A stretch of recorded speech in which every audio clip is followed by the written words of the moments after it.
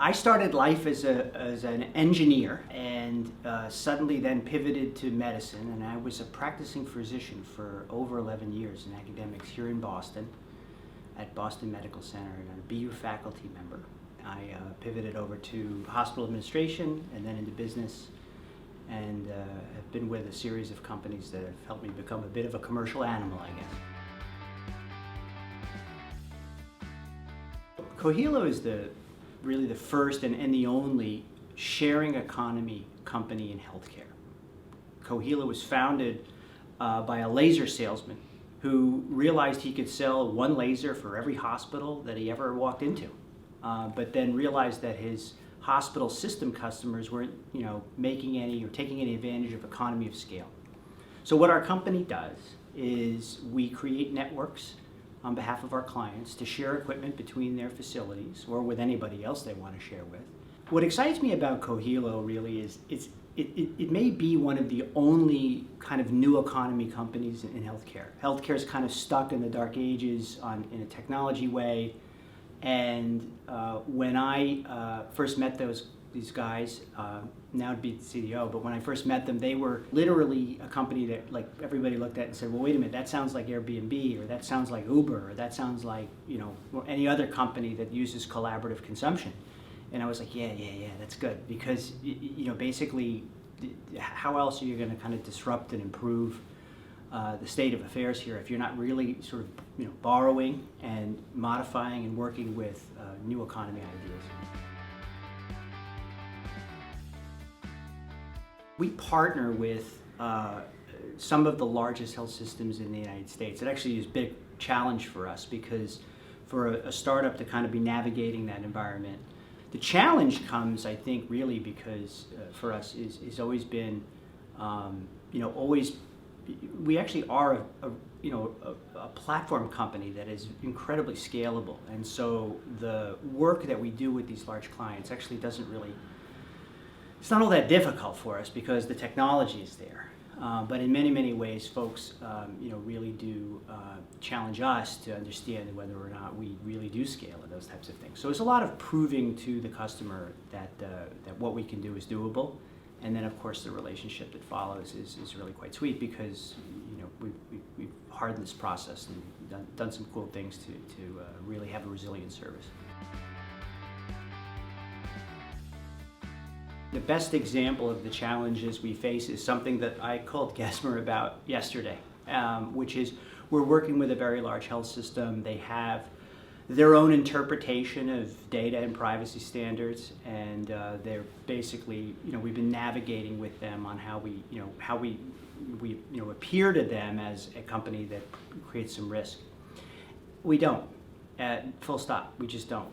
But the idea is how to, sort of work through and adjudicate that. So actually, one of the things I did was, get Gesmer on the phone yesterday and say, look, we've got a customer. They've given us some alternative contracts. We need to work through these quickly because we're in the middle of an implementation. Why don't you just keep things going?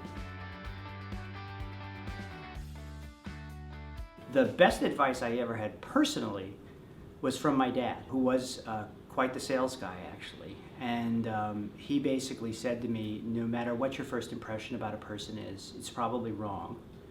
And just remember that as you drive home every day, they're probably listening to the same music too.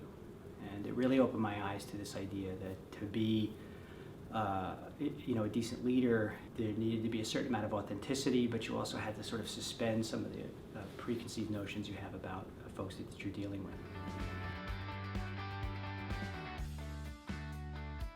In 5 years, Cohealo will be 10 times bigger than it is now, at least.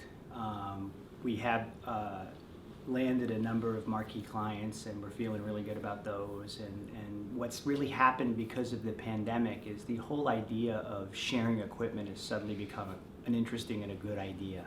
So we're right now, as we speak, we're leaning into this sort of kind of post-COVID thing here, because hospitals are struggling.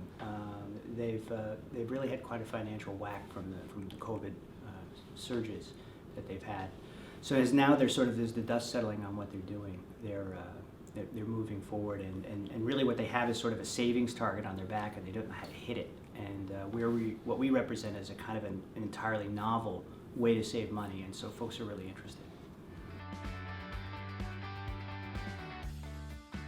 I keep a short list of advisors. Some of them are personal friends that have been, successful in certain ways that I'd like to be, and therefore they're personal advisors.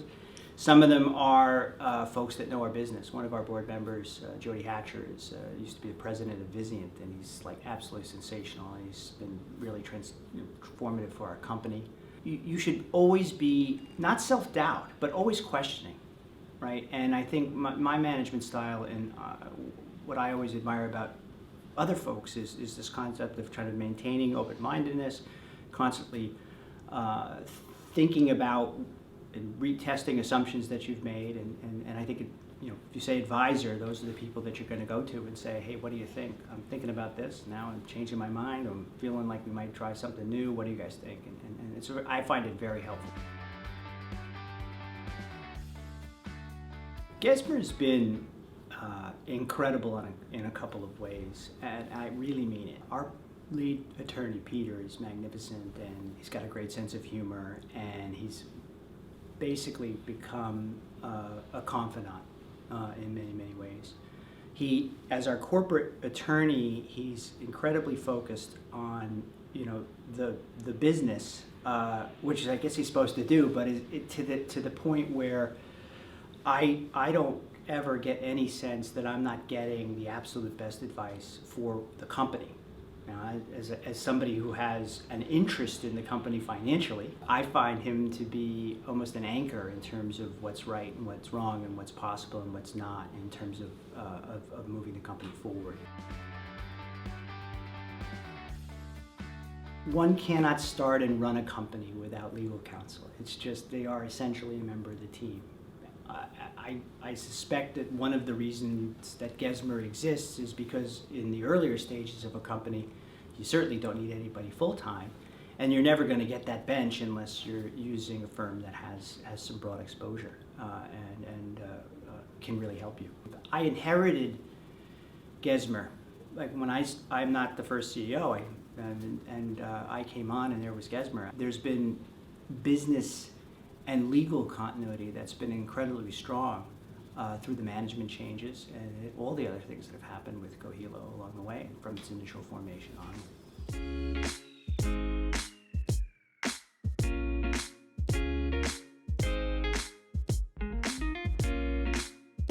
Thanks so much for watching. We hope you enjoyed. If you would like to learn more information, please reach out to our social media or our website at gesmer.com.